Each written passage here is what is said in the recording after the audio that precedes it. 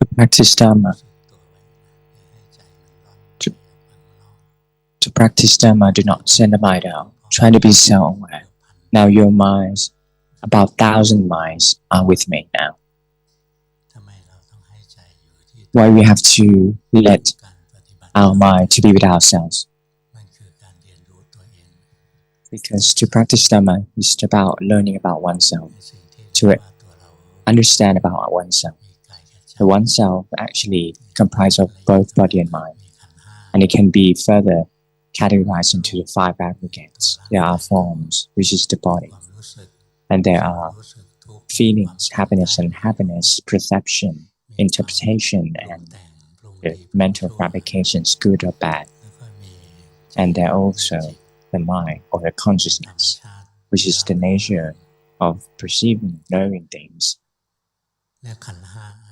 And the 5 aggregates.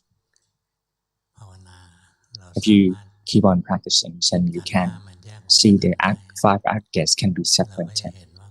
Then you can see that each aggregate has no self. The way that we can see this by meditating through the methods of Lord Buddha called Vipassana in Bali means when you're learning through separating, categorizing.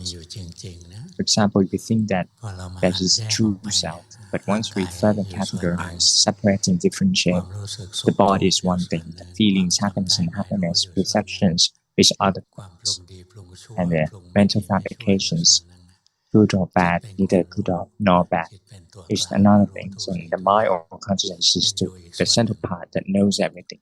Is also another thing. If you can differentiate these things, discern these parts, you could see that each aggregate are not us animals, not no one. Aggregates is just parts. For example, the body is just merely body. It's only an object, mass of substances, and there's a flow of elements comes in and out all the time. When you were a child, there's a lot of flowing of elements coming in and out, very much. But once you get older, there's less and less of them, and you become deteriorated. Every day, there's an element circling around all day and night, especially water, keeps circulating within your body through the blood veins. And the earth element, you eat a lot of food and sustenance.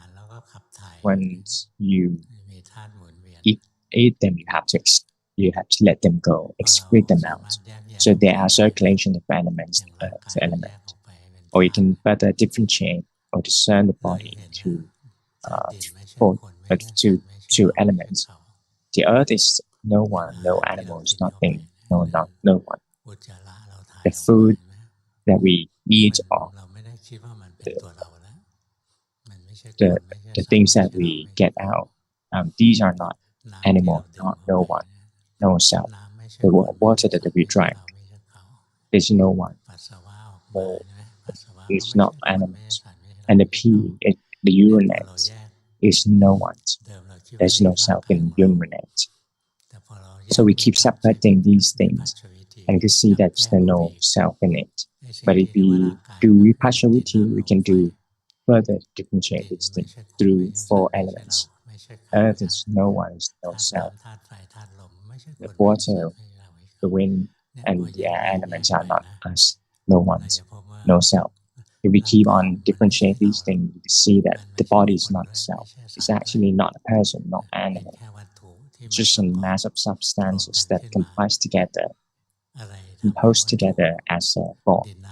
So what makes these things made up of one form, which is actually the I. It's actually karma.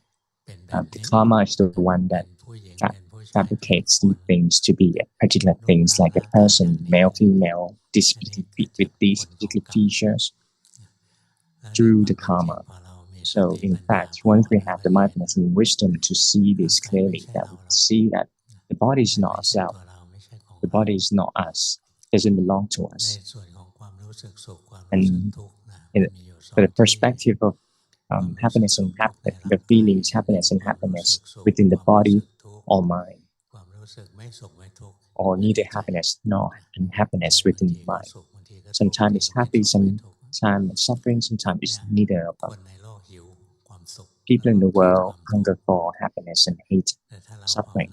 But once we keep on meditating and practicing Dhamma, we see that these feelings, happiness and happiness, just something strange penetrates body and mind. The true body is actually an object, like the floor.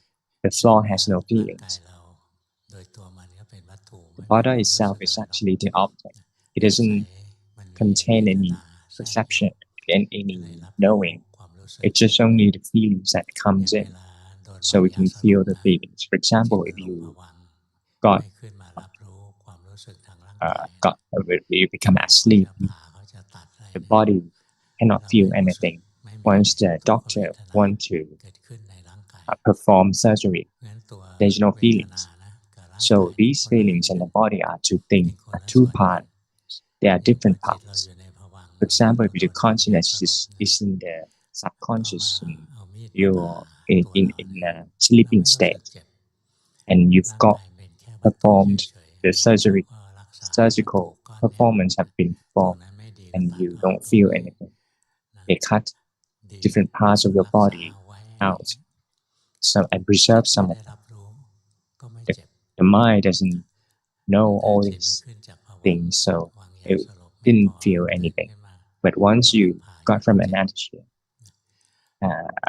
and got consciousness, then you can feel. If you can keep on observing, see that the feelings, the pain, was perceived by the mind. Without the mind, there's no feelings. The feelings is a strange thing that comes in, penetrating the body or mind from time to time. If there's a feelings, then there will be consciousness of the mind.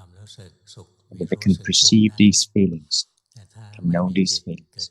But without the consciousness of mind, the mind, for example, in a sleeping state, doesn't know these objects. No matter how painful it is, you won't feel it. So if you keep on observing to see that happiness and happiness are actually not body. The bodies exist, but the mind doesn't know these feelings, so there's no happiness or unhappiness. Happiness and happiness are not the mind as well.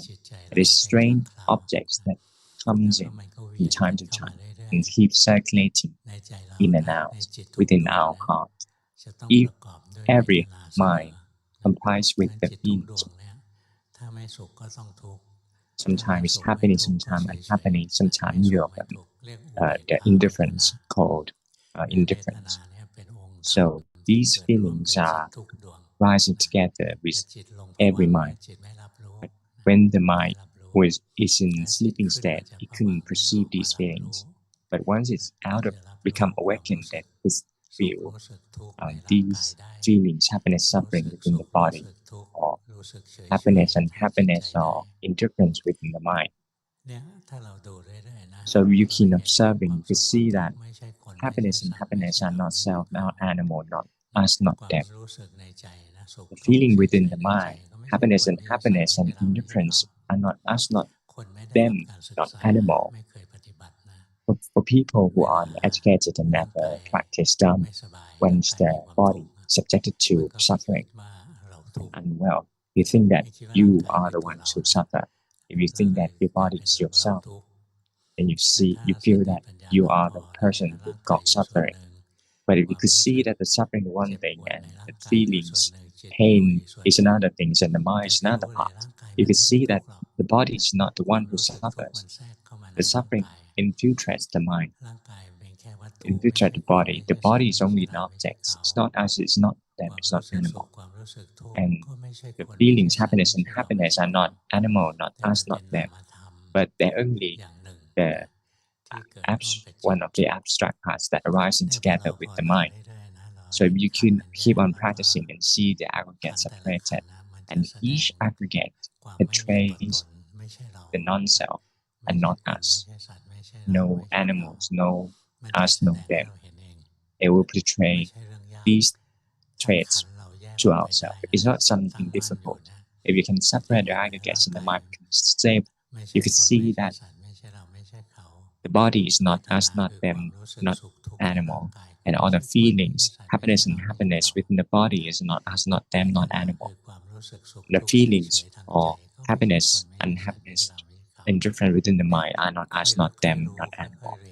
Keep on observing and then learning this. For example, the perception. Do you know the memory or the perception? Sometimes you can memorize things, sometimes you couldn't, you forget things.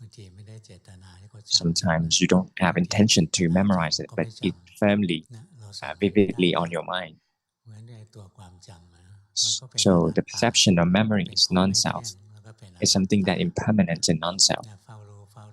Keep on observing and you could see that the perceptions or memory are not us. We cannot command it.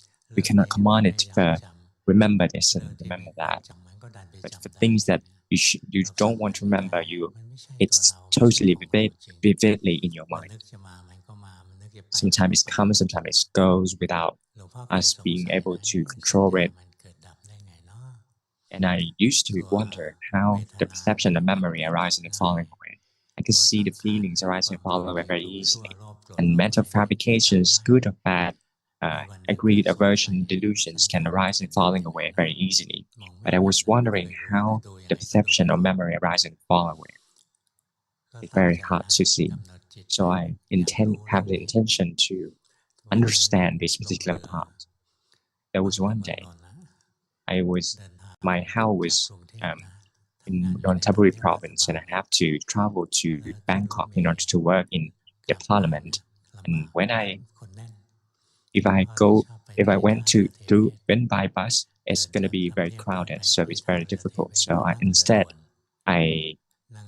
I went through ferry from Nonthaburi province, and it took me about 40 minutes to travel from Nonthaburi to the parliament. It's a lot easier and convenient.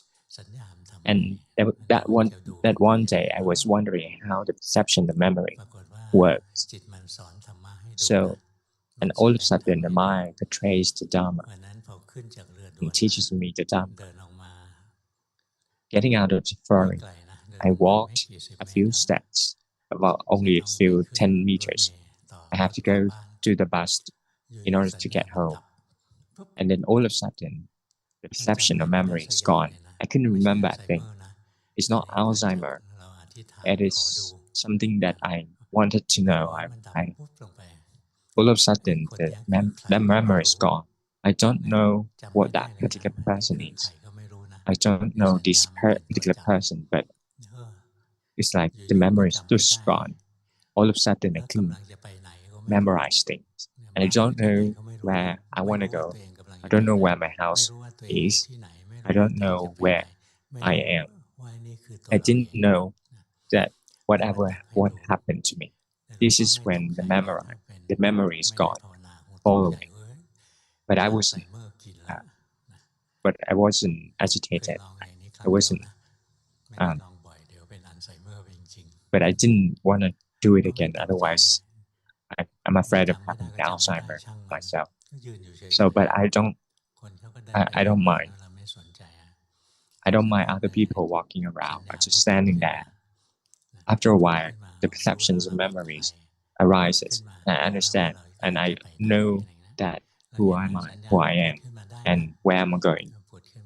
You see that the perception, the memory arises on its own, like all those mental fabrications, happiness and happiness, the greed, aversion, delusions, is emerged from the middle of my chest. It's called Hataya or Jai Klang, the middle part in body.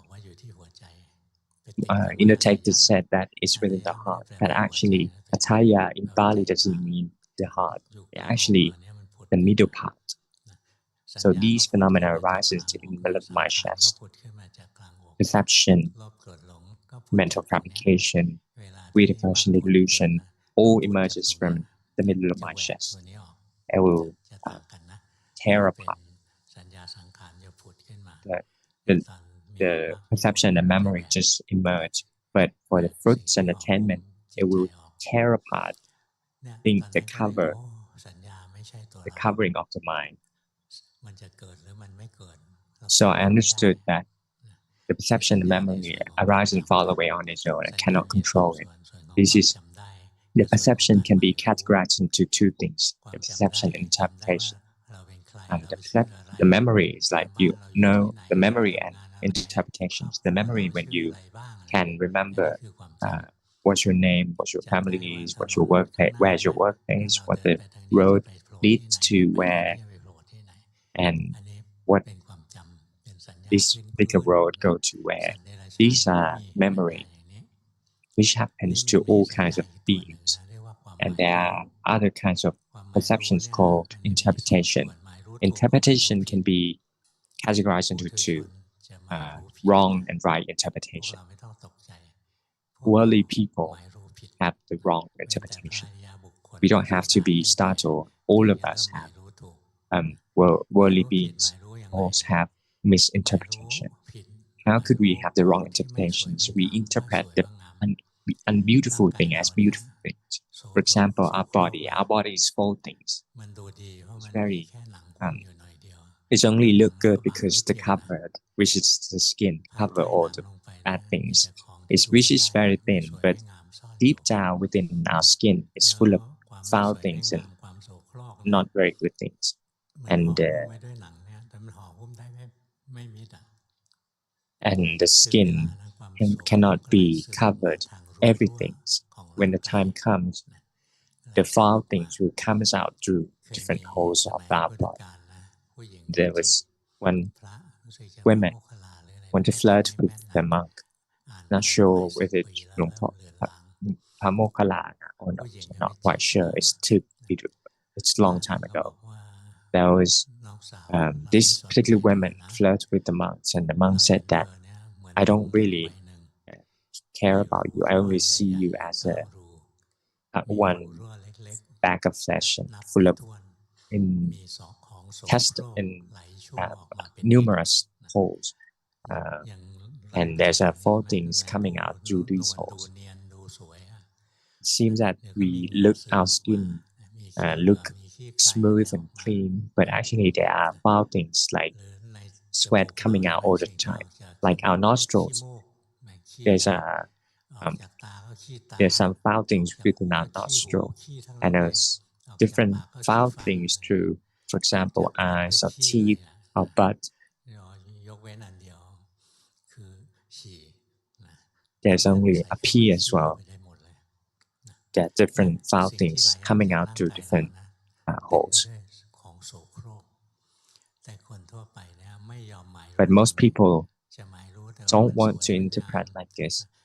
They only see things as beautiful, like when they wake up in the morning, they wash their face, try to fool themselves, like brushing their teeth, want to relieve all the foul things.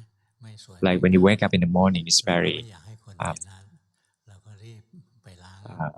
so you have ugly face. You don't want anyone to see, so you wash your face and have the powder and dress yourself and put the makeup on. You want to fool others. You want to fool others that you are beautiful, but in fact you cannot fool them. If you look carefully, you would be able to notice the unbeautiful things within this body. Actually, the foul thing is coming out of our skin all the time, and these foul things, and we interpret these foul things as beautiful things. This is when we have the wrong interpretations. We misinterpret the beautiful, unbeautiful thing, non-beautiful thing, as beautiful thing. And we feel deep down that today we are permanent. We're not going to die today, but actually there's a self, and you also think that's the same self for today and last year, same self for today and when you were young. There are true self. You can go and have a look at the old photographs. It's actually different from nowadays. It's impermanent. But we don't seem to understand this. We see that these things are permanent. Actually, our faces changes all the time. Nothing permanent. When you're getting old and pain and you pass away, there are wrinkles everywhere and the hair turn gray.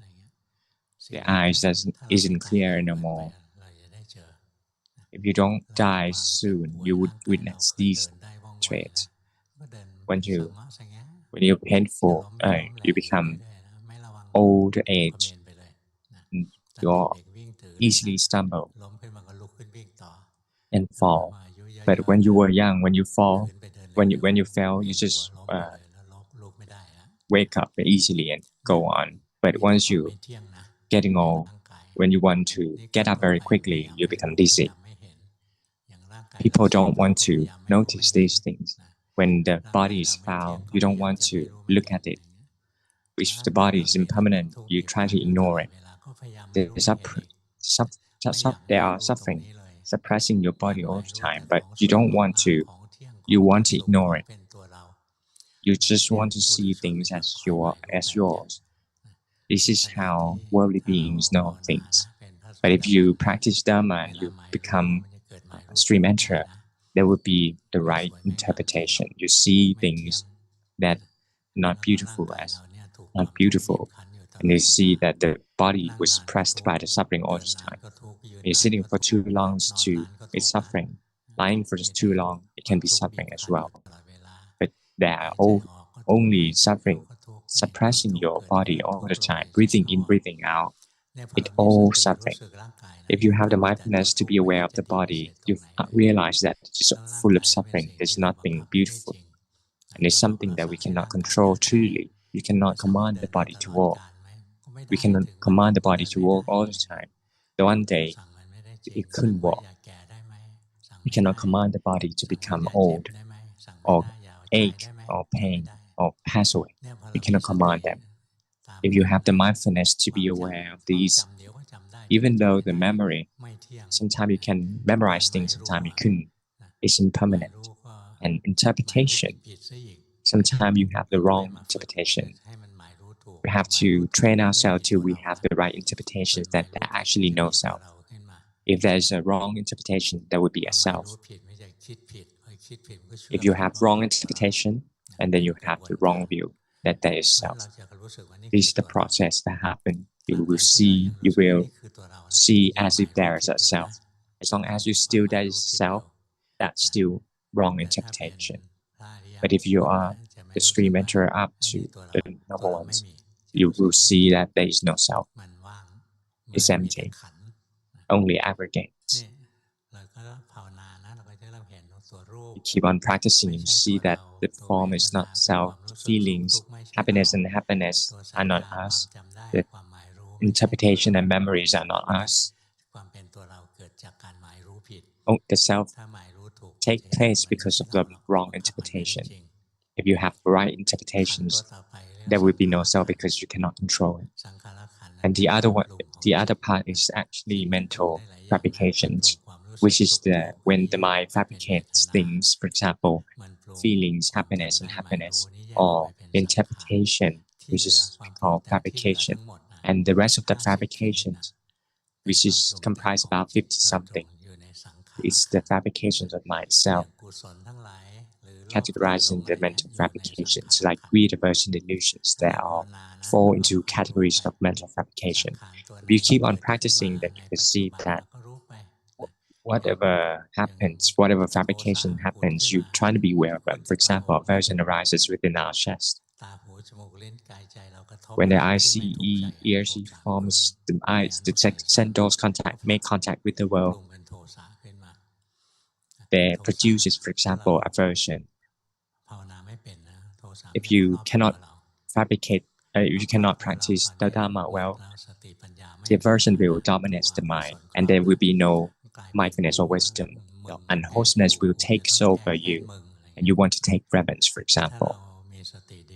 But if you have the mindfulness and see the person arise in the middle of your chest, and you have mindfulness that the aversion is not the mind is the one that knows the aversion. Once the aversion arises in the middle of my chest, the mindfulness knows and the aversion falls away. There's no substance to it. There's nothing significant. And likewise, delusions and greed arising and falling away as well. Anything that arises fall away. Whatever arises, they all fall away. Keep on observing this. The body also arising and falling away. Like breathing in, breathing out, walk, then you go into different postures, happiness and indifference arising and falling away. Interpretation, memory arising and falling away. Or mental fabrication, good or bad, arising and falling away. Sometimes you aversion, non-aversion, greed, then you're not greedy. Deluded and you're not deluded. You keep on observing, you see that everything arises and falls away. It's something that you cannot control. If your mind is stable, you can see that the person is one thing. It is not the mind. It's not self. It's only something that infiltrates the mind. The perception infiltrates through the perception of mind. Likewise, other kinds of objects and things just infiltrates the mind. Something is not the mind. It's something strange thing that takes place with the mind. These fabrications, memory and interpretations, only things that arise and fall away. And the other ones is consciousness of the mind, the heart or heart. People use different words for the mind. There's now people use the word mano in Pali wrongly. Like in Thai people, they use mano as imagining things, but actually mano is heart or mind. The heart or mind is the boss of all kinds of Dhamma, which is our mind. The mind is the nature to know things. So how could we observe that the mind or heart is not a self, the consciousness is not the self? The mind or heart or the consciousness is actually the same thing. It's the nature to know things, but once in different contexts, it will be called by different names. The consciousness is the one that perceives things through six senses. What's the mind? The mind is what's the heart? The heart is to know the mental parts. We call jai or heart. But for the mind can cover all kinds of things. Once the mind is sending out to see different things and work in different ways, it's the general terms. It can encompass different activities, like 14 functions. So how could we observe that these things are not us? If you could see that the mind is not self, is not us, then all the rest of the aggregates will not be us. The whole world will not be us. So if you have the mindfulness and wisdom to the max, it all comes down to the mind. And you could see that the mind is not us. If the mind is not us, then there will be no us in the five aggregates, because the five aggregates arises because of the mind that knows these aggregates. And there are something that happens with the mind, like happiness, interpretation, memory. It arises together with the mind. You can see these things easily as not us. Aversion is not us. Greed and delusion, happiness are not us. The body is not us. But how could we see that the mind is not us? This is the most difficult part to be able to witness. If you can if you can pass this test, then you become the stream enterer. Because the first four aggregates can be easily observed as no us. But for the mind, we have the firm interpretations and memory that this is us. You can see for yourself when you think of something, you feel that I will do this, I will do that. But when there's no I, you could see that you only do things. The wording I is just a term that you use when you become the stream enterer. There be no weight of an I in your mind. So How could we see that the consciousness of the mind or the heart as not us doesn't belong to us? We can observe that the mind arising and falling away all the time. The worldly people will see that there is only one single mind. People would think that the mind is permanent. The, the mind now and mind back then is the same thing. The mind now and the previous lives are the same mind. And just think that this particular mind and the next life mind are the same kind of mind. This is when you have the wrong interpretation, firmly wrong interpretations that the mind is us. But how could we get rid of this? How could we see this? You have to see the truth. To see the truth of the mind, that it actually arises and falls away constantly. There's no single mind. You can observe it. For example, you can observe through two ways. The first one is when you see that it rises and falls away through the mental factors that arise together with the mind, like through the happiness and interpretations and memory, and also good or bad fabrications. The other way is when we can see the rising and the falling away of the consciousness through the six senses. We can see by these two ways to see that the mind is not us. If you keep on practicing Dhamma and your mind is normal and natural, and all of a sudden the memory of someone arises, so resurfaces and fabricate, and then the mind fabricates that memory. And when the feelings arises, then the mind fabricates. So they cause these mental fabrications. These are the things that fabricates the mind. It makes the mind work. For example, you think of someone, and the person arises, you remember that this particular person is very evil, and you have the aversion fabricated. Once you have the mindfulness to be aware of this, then you can see that the mind was overtaken by the aversion. The mind becomes angry. Once you have the mindfulness to be aware of this, then aversion and the mind will be separated. You can see that the mind is not angry. The mind is the one that knows that there is aversion. But for worldly people, they could see that they are angry, but for Dhamma practitioners, they could see that the aversions and the mind are different things. You see that the mind is arising, falling away numerously. Sometimes you see that the angry mind arising.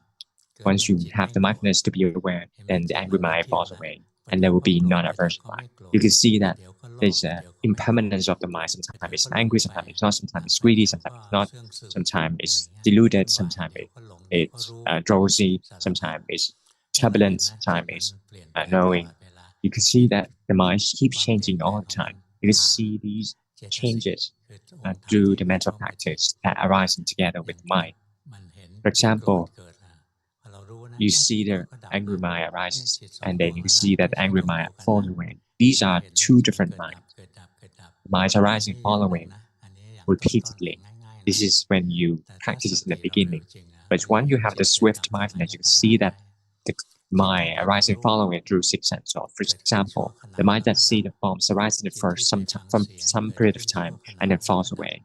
And then the minds that go to listen arise for a while, stay for a while, falls away. The minds that thinking, it stays for a while and falls away, but actually it's repeatedly thinking things. But in fact, it's arising, falling away. If you keep observing, you see that once the mind arises within the eyes and falls away, arises in the thinking, in the world of thoughts and falls away. The minds that become lost and joyful arise and falls away. If you can have the noble mind, the mind is stable, you can see that the noble mind itself stays for a while and then falls away, and the thinking mind arises. The thinking mind is one known, falls away, and the noble mind arises and falls away. When you see things for a bit, and you can see that the mind goes to see, the mind becomes the seer. So once you be aware of it, then the seeing mind will fall away, and the noble mind will rise. But if you have the necessity to see things, then you see it. The noble arahant can see things as well, but the mind doesn't sent out to see. But for the worldly people's mind, it seems to running around, but actually it's not running around. It's rising and falling away through six sense thoughts. But you cannot catch it in time, so you feel as if they are running here and there all the time. But if you have the mindfulness, good mindfulness, you can see that the knowing mind is one thing. It's when the mind lost in seeing, and once known, then it falls away. And knowing mind arises. And stay for a while. Do not try to maintain it. Stay for a while and then falls away. And think of mind rising and falling away again. And keep on take turns happening like this. It only happens to those people who train themselves to have the knowing mind first. If you only have the lost mind, your mind is like a dog ramping, garbage isn't that. It is nothing. But if you train yourself to have the knowing mind, you can see that the mind rising and falling away. Sometimes it's thinking mind, sometimes it's knowing mind. Once known, the thinking mind falls away and the knowing mind rises. Stays for a while. Do not try to maintain it. Once there are emotions, knowing mind will fall away and you become lost. Once the lost mind arises, once known, the lost mind falls away and the knowing mind arises again. See, there will be knowing mind take turns to taking turn arising, taking turn with other kinds of mind. So this is the things that really concentrate. When I was young, I trained myself to produce the knowing. I didn't know. I was innocent. I thought that everyone was like me. When I learned the PA, when I learning the PE, I could see that the body kicking football or doing different activities. I could see the body and also feelings, but the mind couldn't cultivate wisdom because it doesn't interpret the three characteristics. I only see the phenomena as it is, on and on. And I thought that other people could see this too. But once I keep on practicing that, I realized that nobody's, actually everyone's full of deluded. They are lost all the time. Sometimes they're lost in seeing, sometimes lost in thinking. Most of the time they're lost in thinking and they never knew. A lot of people become lost. So how could we do this? Can we command the mind to become the knowing mind? No, because the mind is not self. The knowing mind, in fact, actually the mind that have the samadhi, the right samadhi. The right samadhi arises from the right mindfulness. Therefore, you keep on observing the phenomena. How could the right mindfulness arise? It arises from the firm recognitions of the phenomena. So in the Satipatthana, they will teach us to be aware of our mind, of body, for example, of feelings, or wholesomeness and wholesomeness, as much as you can. For example, breathing, no so, breathing out, no so, lying down, walking, no so. Do not have the mind lost in thought. Once the body moves, no so as well. Once the body moves, no so, the body still no so. But you have to keep on knowing and sensing them till the mind can firmly recognize the changes of the body. Once it can recognize the changes in the body, once you have no mindfulness, the body moves, mindfulness will kick in automatically because the mind can firmly recognize the phenomena. I used to test this one. I used to pay respect, pay homage to Luangpu Tian, and he taught people to moving and knowing. The disciple moving. One group of disciple can move very beautifully, but the mind wanders off. The mind is wandered to outside the temple. The other group of people keep on thinking that what is the next move? These people are not self-aware at all. one group keep on thinking sometimes. The other groups keep on overcasting on the movement like this. Overcasting, the mind becomes tight and blunt. If you practice like this, it's going to be exhausting. You cannot truly practice. Keep on practicing like Luangpu Tian. Just move and also, once the mind lack of mindfulness, the mind drift away and also, that's it. We have to train for the purpose of mindfulness, not for the movement itself. Likewise, when you walk in meditation, we don't walk in a particular manner. Lord Buddha never told us specifically to toe in a particular manner. He just said that once you walking also, or knows the body walking, just that's it. You don't have to predetermine to walk in different steps or different pattern. Because master nowadays they found a trick that walking in a particular way that can make them good, but there are different school of practices, and people have a lot of discussion about which school of practice taught it correctly. But actually, you can walk in any way you want. You don't have to walk beautifully. You can do walk meditation right. Walk beautifully. You can do like a soldier walking, marching. It's actually no use. So the important thing is you have to have the mindfulness and train. For example, I see Luangpu Tian movement, and he did very good. And so I sit down around his monastery, and I can memorize his movements. It's only 14 patterns, 14 steps. But I was angry nature. My background, natural background is very aversion. Actually, I just say now I quit aversion. I only see innocent faces of yours, and I don't want to be angry with you guys. You already have a lot of suffering already. So when I was moving my hands. 14 steps is too much, so I just moving like this. Moves and also, without any pattern. I just move. I feel the movement and still moving and still. I keep on sensing this, and I feel so painful. So I stop. I only use this one. From 14 patterns, let's just use this one.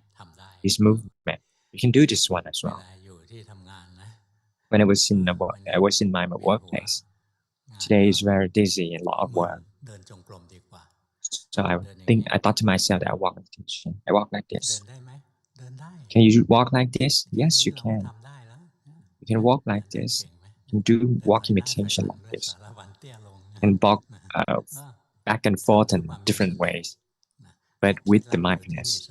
This is the main trick with the mindfulness, not about any pattern or walking style. Without mindfulness, it's no nonsense. I do it like Master Luangpu Pian, and one day I see my friends when I was so young.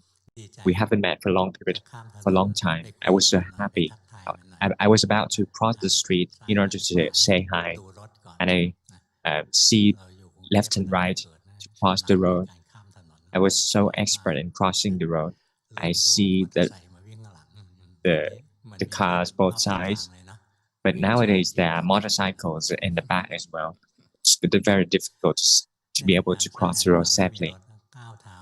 So I look left and right and take a step further. Once I took a step, then I lost because I see my friend. I was so happy, but I couldn't see the happiness. I moved, looking left and right, but I couldn't see. But once my foot take a step,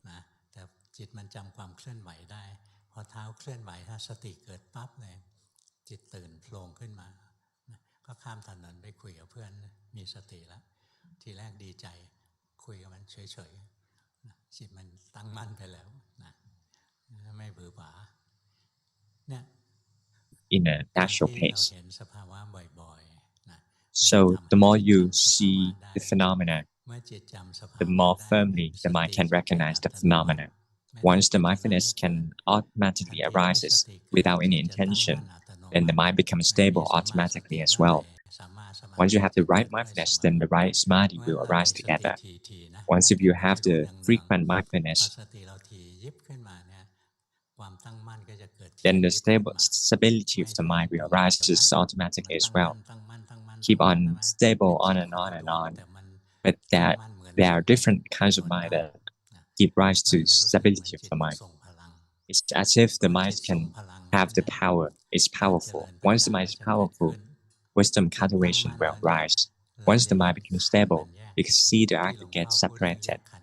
I said that about aggregate separation is when your mind quality of the mind is not enough. That's why I said that you have to have stable mind first to be able to separate the aggregates.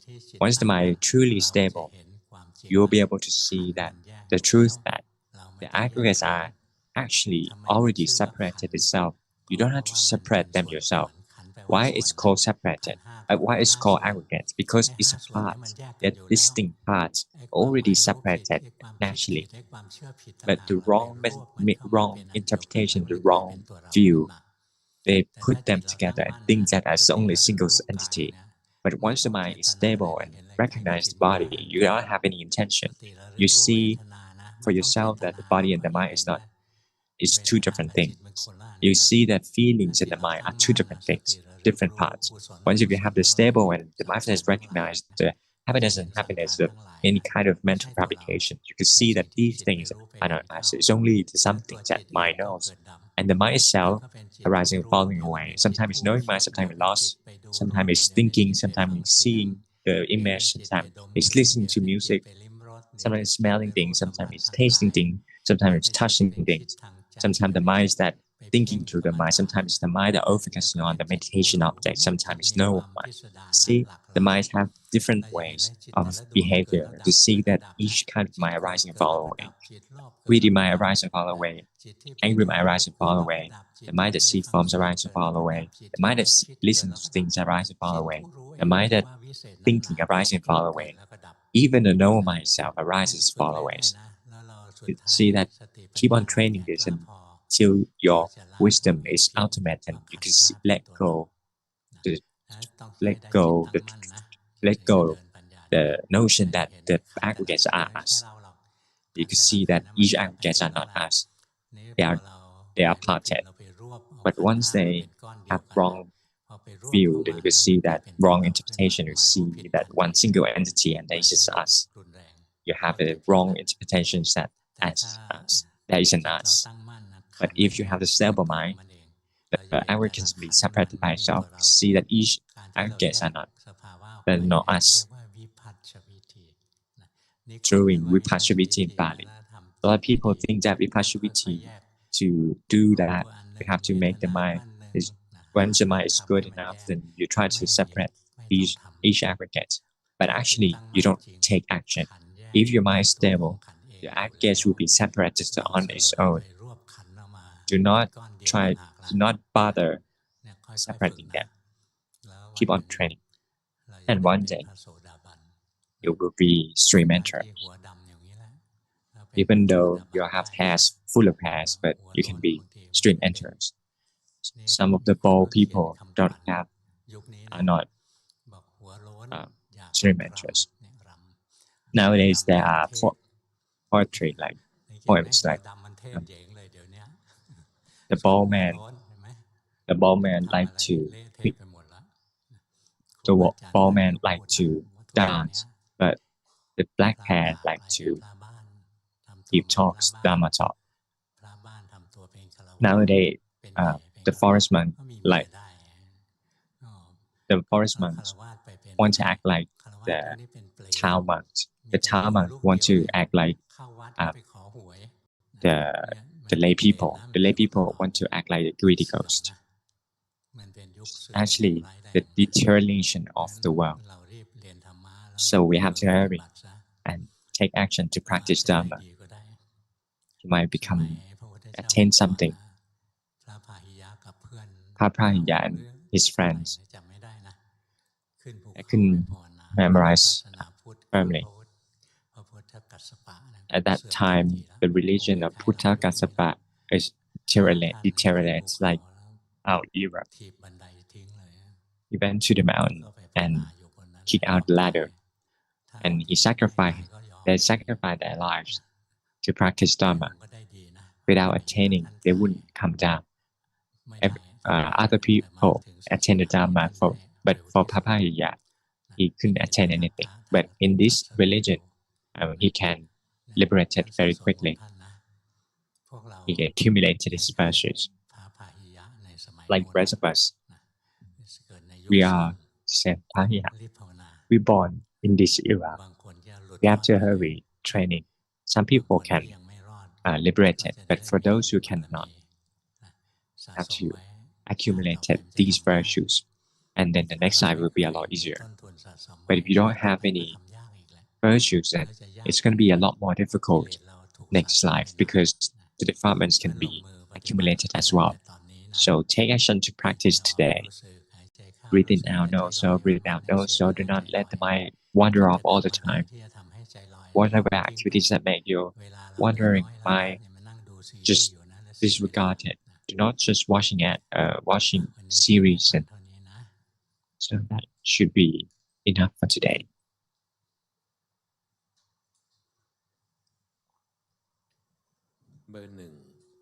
Number 1. I practice Dhamma in formal meditations by walking 3 hours a day for about 3 months already.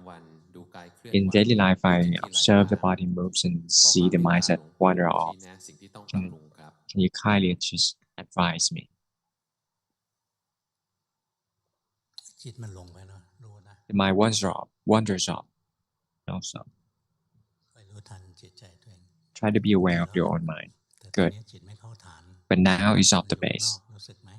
It's outside. You see that? Good. It's running towards me. It's okay. Just try to be aware that the mind is with me. Just know with the neutral mind.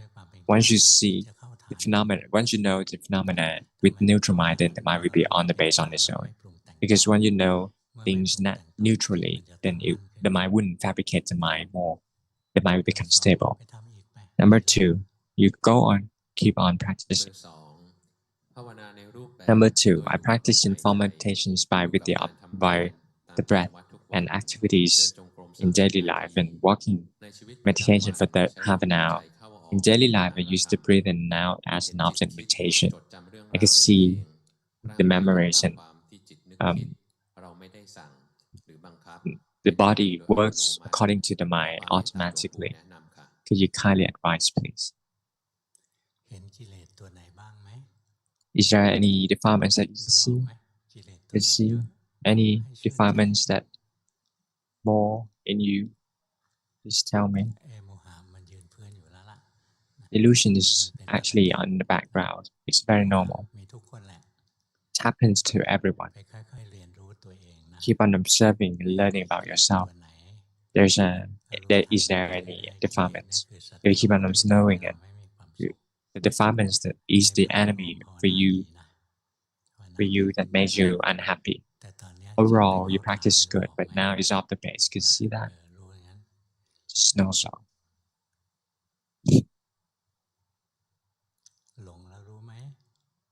You drift away. See that?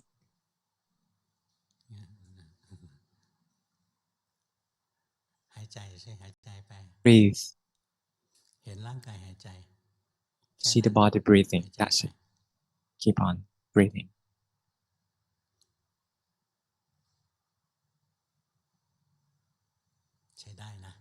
Good. Good. Keep on practicing. Keep on practicing on and on. And once the mind get out of this, then know so. Then delusion, aversion, greed will arise. Your background is very fiery. You see that? It's very fiery. You have to be aware of this as well.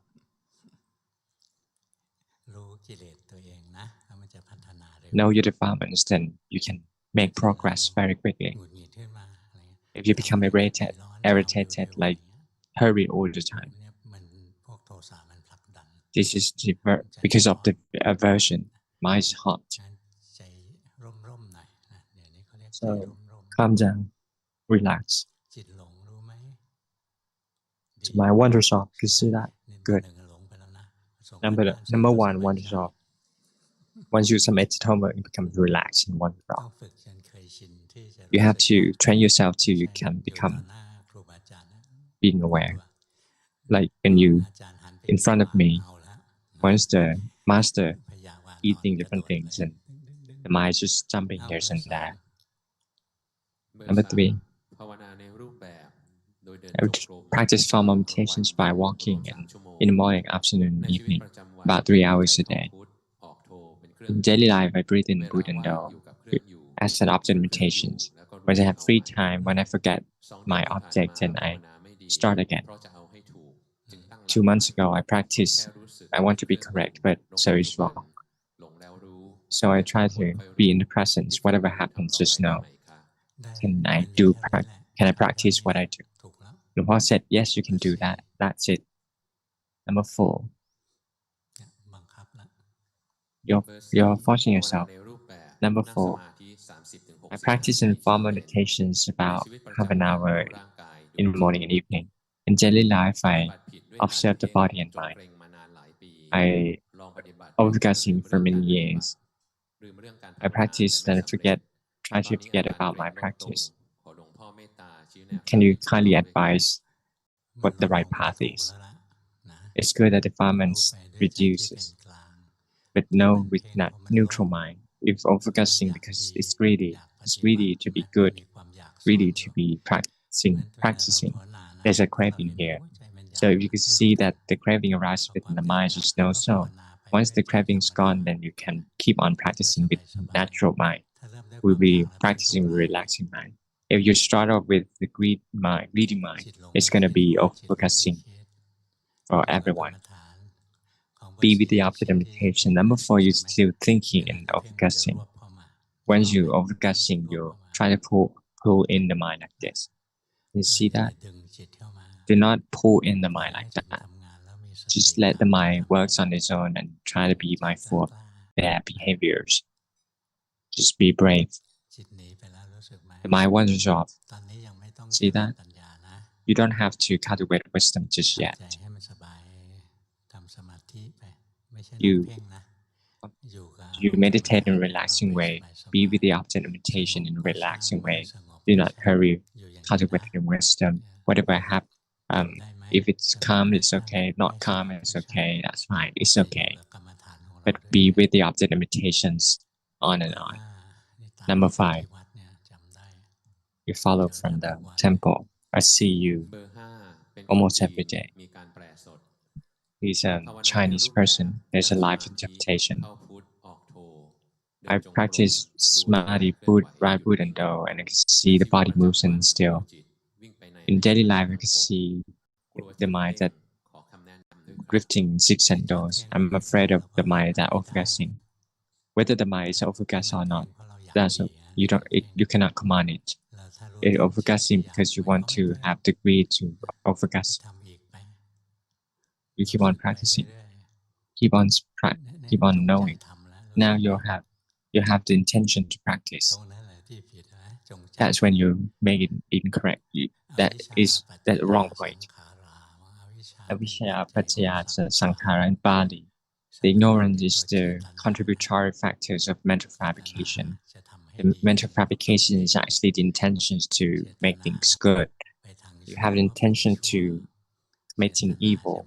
It's fabricating evil. You have intentions to not knowing anything. It's called anicca sankhara in Bali. So as a starting point, you have to be aware. But do not start off by having the greedy mind. When it's rising also, falling also. Just know as it really is. You can breathe and see the body breathing. Whether it's calm or not, that's okay. That's it. Number 6. He's been waiting for a long period of time. He's become stiff all over. I practice reform meditations in the morning chanting and also 35 minutes meditation in evening. Now it's incorrect. You see that? Do you understand? As you pull in the mind. Every time that I become self-aware, I can observe breath. In daily life, I see the body doing different activities, and whenever object, any emotion comes, I become happy or sometimes irritated. I was angry in nature, try to pull in the mind. I can, but once I know, I can let go very easily. Can you kindly advise, please? The boss said that you practice good, very good, actually. Keep on practicing. Number 7. Hold on a sec. Number 6, your wonders off. Once your eyes stop, once you finish, then you feel relaxed, and because you come stiff all over. Actually, you practice good. That you know your normality of mind. That's the mind is very good. The mind become awakened and joyful. No awakened and blissful one. It's not a stressful one. Number 7. I practice in formal meditations by walking about 45, 40 or 50 minutes a day. I sit in meditation about 30 minutes and 40 minutes a day. In daily life, I observe the feelings within the body. Once they make contact with the world, once the feelings happen, and try to sense the thoughts, like faraway thoughts.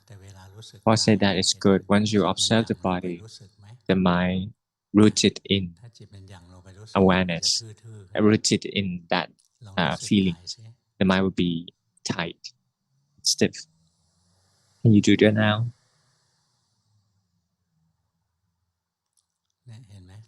See, the mind rooted in the body.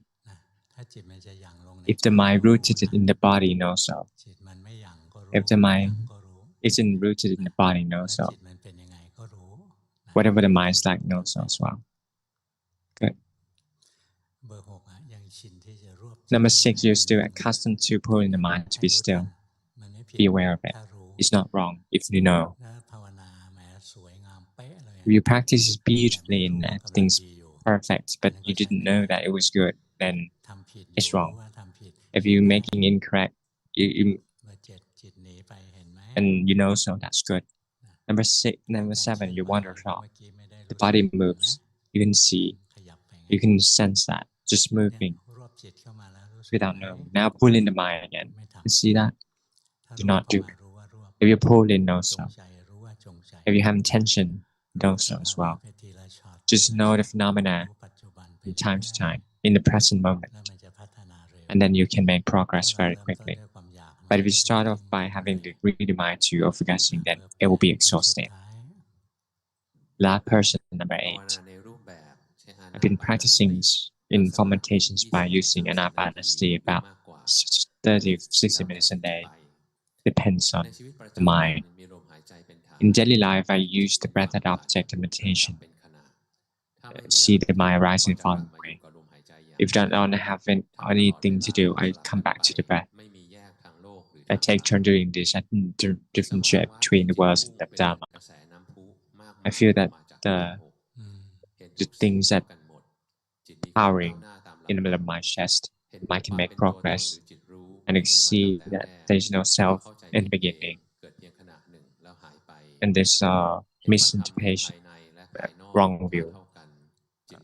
I see that Dhamma inside and outside are the same thing. Might lose attachment. Keep on observing and knowing. Attachment is not something that can be easily discarded.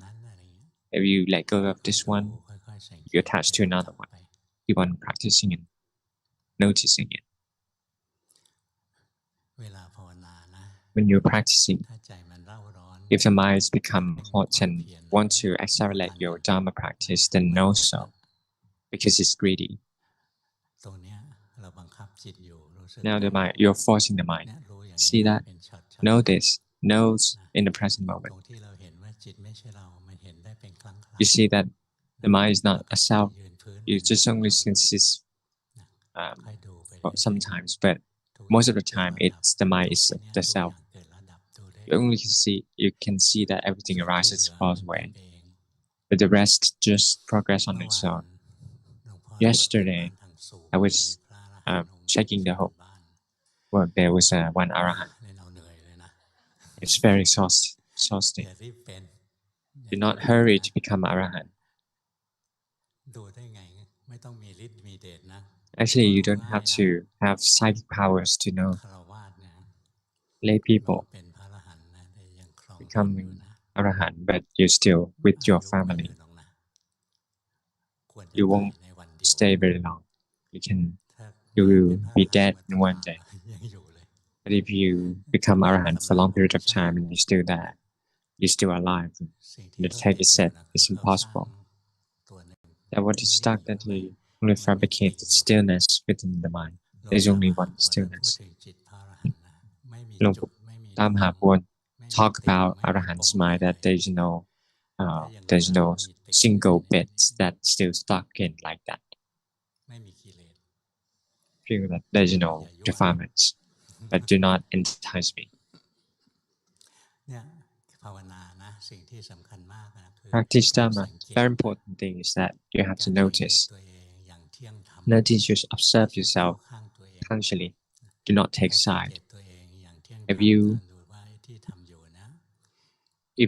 observe yourself justly, whether it's according to the Dhamma, as long as you still have to maintain or guarding something, you're not there yet. So try and be observant. It's called critical reflection or yoniso manasikara in Bali. It's very important here, especially in this era. It's very difficult to find good friends. We cannot believe in other people. So we have to believe in the Dhamma as a main principle. If you keep on practicing and see your mind as permanent, then it's wrong. It's wrong according to the Dhamma. Or if you keep on practicing, the mind becomes hot, want to extract your practice to gain the ultimate, you see that you gain access to the ultimate truth, then you have to be wise and observant. It's not about keep on thinking relentlessly. Just have to observe the phenomena as they really are, whether they are according to the Dhamma or not, Dhamma principle or not. If it's contradict to the Dhamma principles, then it's wrong. You have to keep on practicing and learning. Number 8, your mind is tight. See that?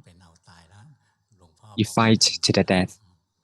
You think that you're good, so you keep on fighting. It's too tight. Can you forbid it to happen? No. If it's tight, no stop. That should be enough for today. Around this time, I have a lot of work. I go to different places. Sometimes they invited me to, but sometimes it's necessary to accept the invitation. Nowadays, people are critical point and confidence in the Buddhism.